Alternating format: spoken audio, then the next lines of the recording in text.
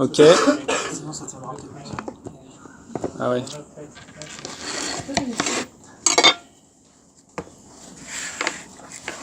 Vas-y. Ah ouais. Incroyable. Incroyable.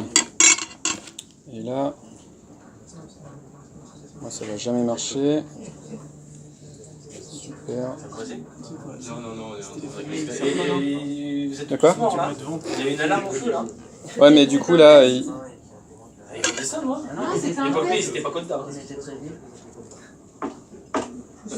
Magda a dit qu'il fallait pas descendre. Ouais. c'est bon. Si, moi j'ai lu. Ok, C'est parti. Toi, en fait, Allez, ils vont te demander de- c'est parti. ça filme. Alors merci à tous d'être là. Donc aujourd'hui on avait prévu de vous parler d'un projet Alterna. On avait prévu de vous parler du projet Alterna Simulator Gaz. On avait prévu tout un truc, puis finalement quand je vois que vous venez avec des questions, ça c'est plus simple. Donc on va plutôt dérouler les questions au fil de l'eau. Merci, C'est hein. interactif. Ouais, Merci bien. pour vos questions d'avance. Merci d'avoir préparé. Donc vous êtes à rentrer dans la file d'attente, vous avez pris Vous un avez petit pris un numéro. petit ticket, donc c'est cool. Ça va être le numéro du ticket. Allez-y, on va. Question 1, on vous écoute, celui qui a la question 1. Ouais, question ici. Ouais. Merci de nous accueillir pour présenter ce projet phare dont tout le monde parle à Yorga et dans les milieux IT. C'est un honneur de venir assister à ce Yorga Feedback. Pourriez-vous nous présenter en quoi consiste ce projet? Bien sûr, merci pour la question. Donc en fait le projet Yorgafi, le projet Alterna Simugaz, c'est un acteur de l'énergie en France qui souhaite mettre en place un outil qui lui permette de faire des simulations qui permettent à ses prospects de simuler leur facture de gaz. Et si le prix est plus intéressant que ce qu'ils payent aujourd'hui dans leur habitation, de souscrire directement en ligne. Donc le périmètre du projet, c'est une appli web pour simuler et pour faire des souscriptions, et puis un back-office pour permettre aux administrateurs de changer les valeurs en base de données, les paramètres, le prix du gaz dans telle et telle commune, le prix des taxes, etc. Ouais. Voilà. Ok. 2. C'est un 2. Ouais, mais moi j'en ai un peu marre d'entendre parler tous les jours de Simugaz. C'est quand que se finit le projet? Alors le projet est presque terminé, c'est pas très sympa. Le projet est presque terminé, on a fini les développements hier et normalement le client devrait déployer l'application lundi prochain en production. Ok.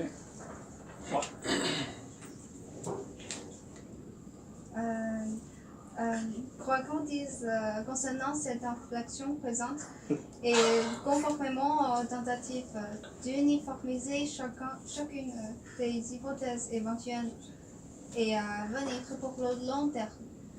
Pourriez-vous présenter la stack technique utilisée concernant les bibliothèques et le boilerplate? Ok, bon, la question est un peu complexe. Je pense que,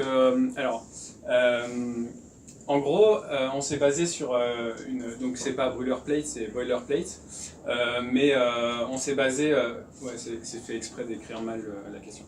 Non, on s'est basé sur des exemples qu'on a trouvés, plusieurs exemples que j'ai compilés sur le net, donc des boilerplates, qui installaient, on va dire, une architecture sous Express. Express, c'est le serveur HTTP de Node.js, enfin l'un des serveurs, mais en tout cas le plus utilisé, qui mettait en place une architecture pour dialoguer avec du MongoDB et surtout avec une structure de développement. Voilà. Et donc, en gros, j'ai rajouté par rapport au boilerplate une petite couche là qui peut faire chier parfois, mais qui peut être qui permet de valider les données. C'est en gros, pour expliquer ça fait une API purement REST. Et là, on a la partie Angular dans le navigateur. Et la couche Swagger permet de valider les requêtes qui partent dans Express. Pourquoi? Parce que Node.js, c'est pas typé. Et en plus, tout ce qui arrive sur les requêtes REST, tu peux avoir n'importe quel paramètre, etc. Du coup, le fait d'avoir une couche de Swagger, ça permet de spécifier qu'est-ce qu'on attend en termes de paramètres, etc. Et tout ce qui déjà passe pas cette validation et est rejeté de base. Alors du coup, pour le développement, ça se complexifie un petit peu parce qu'on rajoute des briques quand on développe, mais du coup, on n'a pas besoin trop de faire de la sécu parce que, enfin, en tout cas, il y a une partie de sécu qui est assurée par Swagger, alors que voilà, dans Java, c'est assuré de base parce que c'est typé. En Node.js, on est obligé de rajouter comme ça des espèces de couches intermédiaires pour valider les données. Voilà. Angular 5. Ok. Question 4. Apparemment, vous avez implémenté la méthode Agilou. En quoi ça consiste La méthode agile. Alors en fait, c'est plutôt une méthode agile. En fait, non, c'est agile. qu'on a retenu certains principes de la méthode agile, à savoir les daily scrum, donc les points du matin, essayer de se rassembler, essayer de faire en sorte qu'en permanence, l'équipe soit au courant des développements à venir et qu'elle soit fédérée autour du projet et que personne ne reste bloqué sur des points en particulier. Donc pour ça, c'est les points du matin, c'est d'inclure l'équipe dans les échanges qu'on a pu avoir avec le client pendant les réunions. Comme c'était tout par téléphone et tout depuis mon bureau, c'était plus facile à organiser que sur d'autres projets, donc tout le monde savait en permanence la roadmap. Et ensuite, on a mis à jour un fichier Excel en ligne des points à traiter, et on a fait quelque chose d'un peu particulier, c'est qu'on s'est attribué les points et on a défini pour chaque point un reviewer qui est une autre personne du projet, et le développeur ne peut pas clôturer le point. C'est le testeur qui passe derrière et qui passe le point à terminer et clôturer s'il est conforme à la spec, ou sinon qu'il le rouvre si jamais il y a une anomalie, il y a quelque chose qui est mal implémenté. 5. Mais tout le monde sait bien qu'Angular 5 c'est pourri. Pourquoi avoir choisi au détriment de React.js alors que plus personne n'utilise Angular? Je te trouve un peu présomptueux sur ta question. Hein. En gros, Angular 5 et React sont les deux grandes technos du moment pour le front. Et je pense que chacune des deux technos apporte son lot d'avantages et d'inconvénients. En l'occurrence, par exemple, celle d'Angular, c'est d'avoir un framework unifié avec, en gros, ça peut être comparé, je pense, à .NET. Non, mais dans le sens où tout est déjà pensé et il n'y a plus qu'à utiliser les trucs déjà pensés. React, c'est plein de petites bibliothèques qui traînent partout et à toi de mettre tes briques que tu veux, que tu préfères. Et donc du coup, c'est nettement plus le bazar à installer, on va dire. Ah, on peut peut-être fermer là. Mais peut-être que c'est plus souple aussi. Et puis de toute façon, on n'avait pas trop le choix puisque le client voulait de Angular. Là, c'était des gars qui ont connecté des briques à React. Question 6. J'ai entendu dire que vous avez explosé le budget sur ce projet. Comment vous vous êtes débrouillé alors qu'il était super simple? Apparemment, il va couler à cause de vous. Ah, c'est une question pour toi, je pense. Ouais, il va pas couler à cause de ce projet. Alors pourquoi on a un petit peu dépassé le budget? Eh bien parce qu'on a voulu c'était un choix en fait. D'une part, pour signer chez ce client-là, c'est le premier projet qu'on faisait pour eux. Donc pour rentrer, on a un petit peu cassé les prix pour avoir cette première référence. Et puis deuxièmement, dessus on a décidé de faire monter en compétence certaines personnes. Et forcément, ça a un impact sur les temps de développement. Mais le point positif, c'est qu'on a pu être bon sur le deuxième projet qu'ils nous ont confié, puisque la stack était quasiment la même, la techno était la même, et donc on a pu capitaliser sur ces technos-là, qui en plus sont des technos qui sont relativement up-to-date. C'est quasiment les derniers standards du marché, Node, Angular 5, Mongo. C'est des technos sur lesquels de toute façon on doit investir. 7. J'ai entendu dire que tu avais peur ce soir pour la pétanque. Tu m'expliquer? Bah écoute, C'est lui qui va gagner. Ah, c'est vrai, c'est vrai. J'ai entendu dire qu'on utilisait de plus en plus de docteurs sur nos projets pour l'architecture opérationnelle. Peux-tu m'expliquer ma question et y apporter une réponse? Ah oui, de Docker, tu veux dire de Docker? Ouais, ah, voilà, c'est ça, d'accord. Alors, il faut lui expliquer. Parce que... Ah, tu lui as donné exprès la question? Ah, il a fait tout seul. Ah, c'est sympa. Ouais, en gros, donc, en se basant sur le boilerplate, ce qu'il y a dans le projet, c'est des sortes de layers de Docker Compose. Donc Docker Compose, c'est des petits fichiers plats où on définit les services qui vont tourner dans des composants Docker, enfin dans des containers Docker, et qui vont communiquer entre eux. Et en fait, tel que c'est designé, on a, et ça j'ai découvert avec ce truc-là, on a plusieurs fichiers qu'on passe en ligne de commande à Docker Compose en même temps, et qui redéfinissent les mêmes services. Et donc on a une base qui est utilisée par exemple pour la prod, et le dev redéfinit par exemple le service API qui est Express, en rajoutant des variables d'environnement, des trucs comme ça, spécifiques pour le développement, et qui va définir une base Mongo de développement, la démarrer aussi, et un Mongo Explorer pour pouvoir naviguer à travers les données. Et donc quand on démarre le dev, il lance ces 3 services, alors que quand on démarre la base, il en lance qu'un. Et de la même manière, on a un layer test qui surcharge juste ce qui va bien, API et Mongo, et qui va lancer juste les tests et qui va se quitter après. Voilà. Et alors en termes de variables d'environnement, parce que là ça fait partie d'une question qu'on a eue sur le projet, sur la variable d'environnement, on a défini des variables d'environnement de prod qu'on a mis sur Git, parce que le client en fait quand il déploie, il va chercher sur notre Git ce qu'il y a, et donc le process il est relativement fluide, en fait il prend ce qu'il a et il le déploie chez lui. Mais lui, par contre, la il n'est conf pas de du dev, tout sur Docker. Ouais, lui il est pas sur Docker, mais la conf de dev, tout ce qui est variable d'environnement de dev, nous on le commit pas en fait. Ça. Ouais, en fait, bon là c'est pas écrit, mais en gros j'ai un process qui, quand on installe le projet, va copier une sorte de template de variable d'environnement, rajouter les informations, par exemple du user actuel ou des trucs comme ça, dans ses propres variables d'environnement pour lui qui ne sont pas committées. Et donc du coup, ces variables d'environnement là qui vont être utilisées et que le développeur peut mettre par exemple son email et son mot de passe Yorga typiquement pour envoyer des mails sans le committer sur le Git pour pouvoir faire du test de mail. Voilà.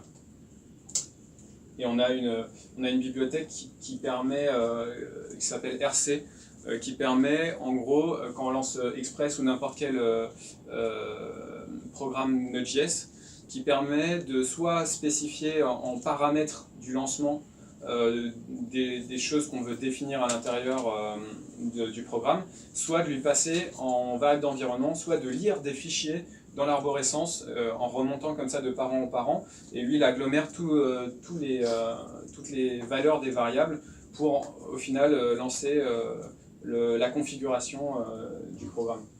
Ça c'est pas mal. Question 8.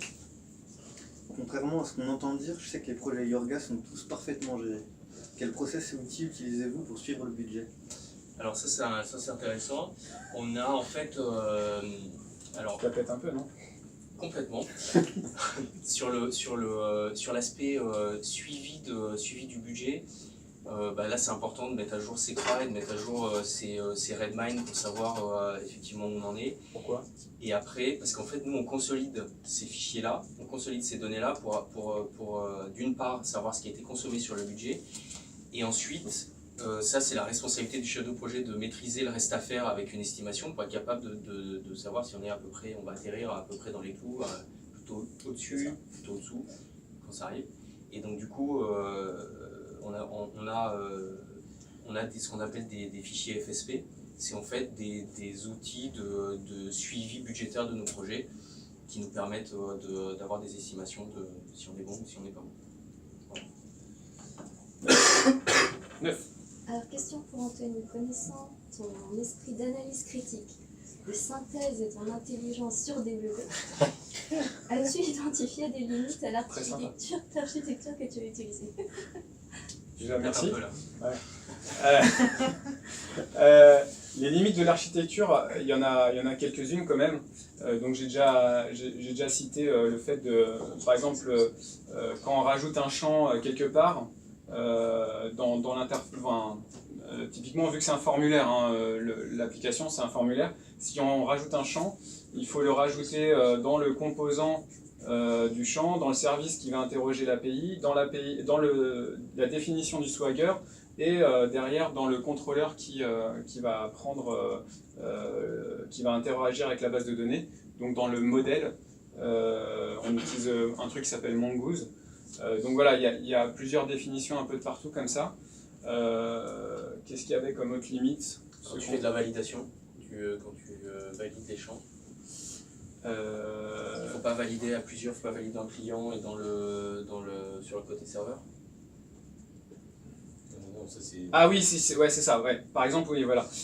Pour tout ce qui est test, je sais pas, d'email, alors ce qu'il faut pas faire, mais on va dire champ required, des trucs comme ça, en fait, ce qui est un peu dommage, c'est qu'on doit répéter les règles fonctionnelles à la fois, mais bon, ça c'est, je pense en React c'est pareil, à la fois sur la partie UI des composants front, et à la fois dans le service qui tourne du côté du serveur. Donc du coup c'est peut-être un peu lourd de temps en temps de se répéter, et on peut peut-être aussi oublier de réimplémenter les règles fonctionnelles des deux côtés. Après je vois aussi un autre point, on utilise un composant matériel qui s'appelle Stepper. Donc c'est un wizard en fait, on passe d'écran en écran, et le fait d'avoir utilisé ça, alors ça obligeait à utiliser une certaine façon de valider les formulaires. Ouais, là c'est purement Angular. Il y a deux manières de faire des templates HTML. Il y en a une où on peut se contenter de faire juste dans le HTML, et l'autre où on fait dans le HTML et on définit des contrôles côté TypeScript.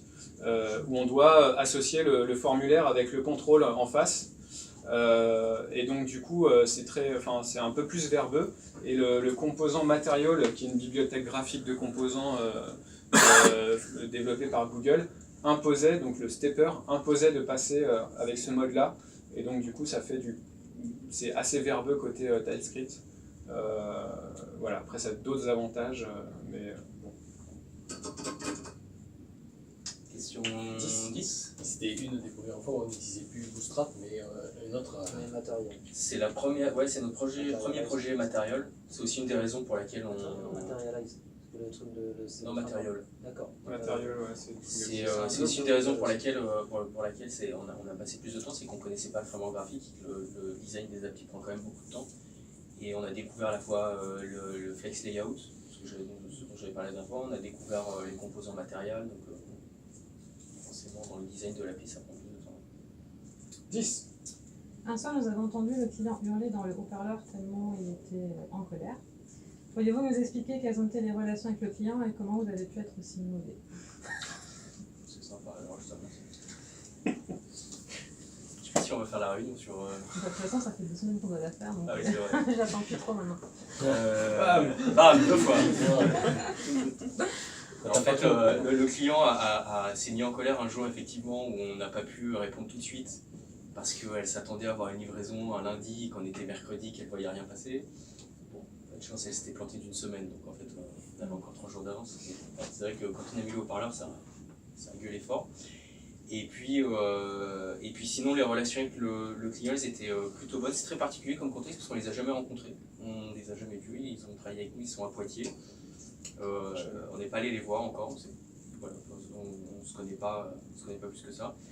Ils nous ont confié la réalisation de 2 projets, donc je pense qu'ils ils ont dû être satisfaits de la façon dont on a géré commercialement le premier, puisque le deuxième est venu dans la foulée. Et puis ce qu'on a essayé de maintenir, c'est un niveau de communication assez élevé, parce que comme ils sont loin, je pense que le risque c'est de pas trop d'avoir un effet tunnel, de pas trop savoir sur quoi on travaille. Donc on a essayé de faire des points bi-hebdomadaires avec eux pour essayer de les tenir informés. Donc là, le client pour l'instant est très satisfait. On a tenu, en termes de planning, on a tenu le planning. Je pense que l'application de leur côté technique est content aussi, donc il a pu leur remonter que ça tenait la route. Et voilà, maintenant il faut qu'on soit bon sur la suite, sur la maintenance ici à d'autres projets qui viennent. 11. J'ai entendu dire que vous avez mis des tests unitaires sur ce projet. Alors des tests unitaires à Yorga, j'y crois pas trop. C'est vrai ou pas? Eh bien, tout à fait. Merci de poser la question. Ouais, alors justement, on s'est lancé un petit peu enfin sur l'implémentation de tests. Donc ça, c'était notamment aidé par le boilerplate, puisque voilà, on a et Angular qui a une plateforme par défaut quand on crée des composants qui crée le test qui va avec,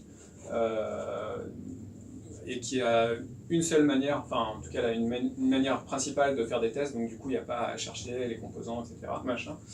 Et donc voilà, avec cette architecture de Docker qui fait qu'on peut, alors en l'occurrence on utilise les tests pour reset notre base de données de développement et réinsérer des données de dev en passant les tests. Donc les tests qui sont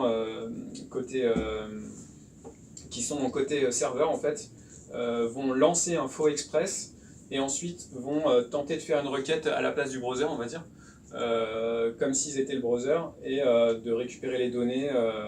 Et avant chaque test, on détruit le jeu de données, on les recrée pour cette collection-là, ce qui fait qu'on peut tester. Et puis quand on a des cas particuliers qui nous reviennent de la prod, on peut les réintégrer dans le test et pouvoir s'assurer qu'il n'y aura plus jamais de régression. Ouais, vas-y. Du coup, chaque fonctionnalité est testée? Non. On a principalement testé les API côté serveur. Ce qu'on n'a pas encore mis en place, c'est justement la partie Angular. Enfin, on a testé un composant qui est le composant phare, puisque en gros, c'est un formulaire qui a pour but de savoir le prix du gaz qu'on va payer. On a testé le service, principalement le service comment ça s'appelle, de calcul de prix. Mais qui est côté client? Côté client, ouais. Il n'est pas côté serveur, c'est non. Et ça, c'est une erreur. Ben ouais. Pour l'instant, je pense que c'est un peu la limite du truc. Après, les informations, en fait, c'est les données de racines qui permettent de calculer le prix qui sont envoyées côté serveur. Donc, et qui sont stockés dans la base, là j'en ai pas parlé, mais on utilise une API externe de chez Alterna pour stocker dans leur propre base de données, et donc du coup on a les infos saisies par l'utilisateur. On va pas remonter le prix du gaz que va payer le type pour les remplir dans la base. Ouais. Tout ce qu'on lui envoie, c'est on fait le calcul, ils nous ont donné les règles de gestion pour faire le calcul. Et en fait, limite, ce sera un web service qui de leur côté, on leur envoie. Et donc, ce qu'on leur envoie, c'est les mètres carrés. Donc, s'ils veulent changer l'algorithme, il faudra le changer chez nous et chez eux. Ouais, tout à fait. De toute manière, quoi qu'il arrive, ouais. Enfin, oui, c'est vrai que si on était passé par une API, du coup, on n'aurait pas ce problème-là. Il faudrait leur proposer ça. Leur API, là, elle est interne, donc depuis Internet, on ne peut pas y accéder, donc ça doit passer forcément par notre serveur. Et ça, on pourrait peut-être leur proposer. Peut-être dans un second temps, mais c'est vrai que là on est à la fin du projet. Enfin, non, mais leur proposer un nouveau projet, ouais, il y a ça, et calculateur, parce que là c'est comme. Il y a aussi le paiement en ligne et la validation du RIB. Il y a des librairies qui existent pour valider les RIB en ligne et des trucs comme ça. 12. Question 12. Il paraît que vous avez vendu un back-office pour modifier les données en base et plutôt que de les développer. Vous avez utilisé une appli Web OpenOffice. Étiez-vous des escrocs? Alors, effectivement, le point, ça c'est une bonne idée d'Anthony, c'est qu'en fait on devait développer pour eux un back-office de Hugo même. On devait développer pour eux un back-office qui leur permette de modifier toutes les données qu'il y avait dans leur base. C'était pas un truc très... C'était important de l'avoir parce qu'ils voulaient modifier les prix des communes, le prix du gaz dans chaque commune, mais à la marge en fait, dans certaines communes, ou le montant des taxes, parce que des fois le montant des taxes peut changer. Qu'est-ce qui pouvait changer encore? Les prix NJ, puisque les prix, eux, ils comparent par rapport à NJ, donc les prix NJ évoluent, donc ils voulaient pouvoir les changer. Et donc ça, plutôt que de développer un back-office avec des écrans, etc., on a utilisé une solution toute faite qui se met sur une base Mongo qui s'appelle Mongo Express, qui est une application web et qui permet en fait à l'utilisateur de, moyennant une petite formation, du JSON, donc c'est pas évident pour eux, mais au moins ils peuvent tout faire et donc ils ont cette interface. Par contre, il n'y a pas de règle. Ils peuvent planter leur base. Ouais, ils peuvent planter leur base puisque c'est tout bêtement un requêteur, quoi. Mais c'est l'infra qui est en charge de la base, etc. Donc, Après, heureusement, ça leur a convenu, parce que sinon, on serait reparti sur énormément de jours de développement, à mon avis. On avait vendu ça 2 jours. Combien? Tout ça 2 jours. Ah ouais. Donc c'est chaud. C'était sûr qu'on ne pouvait pas le faire. Mais en même temps, le client, il voit bien qu'on y passe du temps, il voit bien qu'il y a du boulot, et donc tu comprends que... On ne va pas changer tous les jours. Voilà. 13. En ce qui concerne la stack technique, je suis plutôt sceptique. Pourquoi c'est stack et pas une autre? Eh bien, ouais, alors c'est marrant que ce soit toi qui l'as posé. Parce qu'un certain Anthony Anonyme se plaint tous les jours de Angular 5. Déjà parce que le client voulait de l'Angular et du Mongo et de l'Express. Et puis aussi pour monter en compétence sur cette stack-là, puisqu'on avait déjà la compétence React sur ton projet d'ailleurs, BBGR. C'est pas ça, mais on va... Non, on va c'est dire pas BBGR Nexoris. qui est en React? Nexoris? Non, c'est React. Alors, en React, j'ai dit ouais. Ouais, c'est Nexoris. Ouais, mais on l'a toujours un peu confondu là, mais c'est pas grave. Mais c'est son projet aussi. Voilà, est-ce que je réponds à la question ou tu pourrais dire toi les limites d'Angular? Ils ont été... Mais ceci dit, c'était avant tout une préconisation du client, parce que c'est la stack qu'ils utilisent sur tous leurs projets informatiques. Donc de toute façon, c'est dans la version, on a pris les outils dans la version qu'ils souhaitaient, etc. Avec le petit delta près que eux ils utilisaient AngularJS, donc 1. Et nous, ah oui, donc vous auriez pu changer complètement. On a apporté Angular 5, c'était rien à voir. Oh l'arnaque. Non mais Express, Node, Mongo... Non mais je veux dire Angular 5, React c'est pareil par rapport à AngularJS. Ah oui, c'est clair que ça n'a rien à voir. Ouais, ça n'a rien à voir. Ouais, ça n'a rien à voir. Donc c'était pour se faire plaisir. 14. J'avais une question au sujet de l'équipe. Hélène et Eric sur le même projet, connaissant leurs mauvais caractères, comment vous faites pour que l'équipe s'entende bien? Ça c'est vrai, ça c'était vraiment dur. Bah, s'accrocher quoi. S'accrocher, et puis on a essayé de faire en sorte de parler régulièrement, de faire tomber la pression, donc on a fini par y arriver. Très bonne question. Je te mets. Ce sera la pétanque.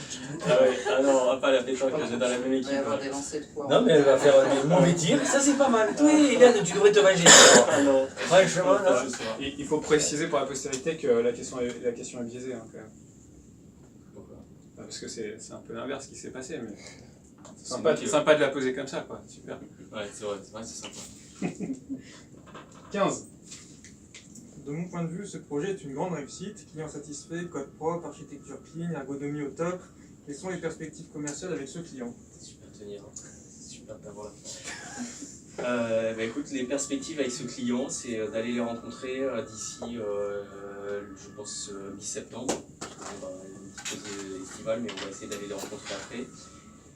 Et en fait, eux, ils sont numéro 1 de la relation client pour l'électricité et le gaz depuis 2 ans. Ils ont une bonne croissance, et donc je pense qu'ils ont des projets informatiques intéressants, ça se développe pas mal, donc on a tout intérêt à essayer de continuer à essayer de leur montrer qu'on est bon et puis bosser avec eux. Voilà.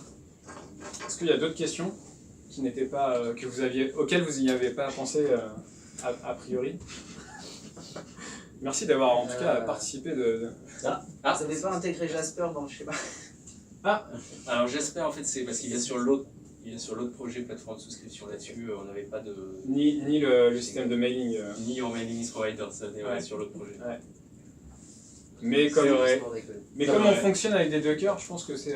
Donc l'autre projet passé, mais plus riche encore. Ça doit être assez je sais pas si on l'a mis simple, sur Docker. entre guillemets, de le mettre dessus.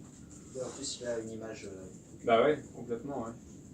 Ceci dit, tout est prêt si jamais il y a besoin. Ouais. Sachant qu'en fait, sachant effectivement que ce client-là, il va utiliser, il met en place une plateforme d'éditing qu'ils ont choisi suite au projet Jasper.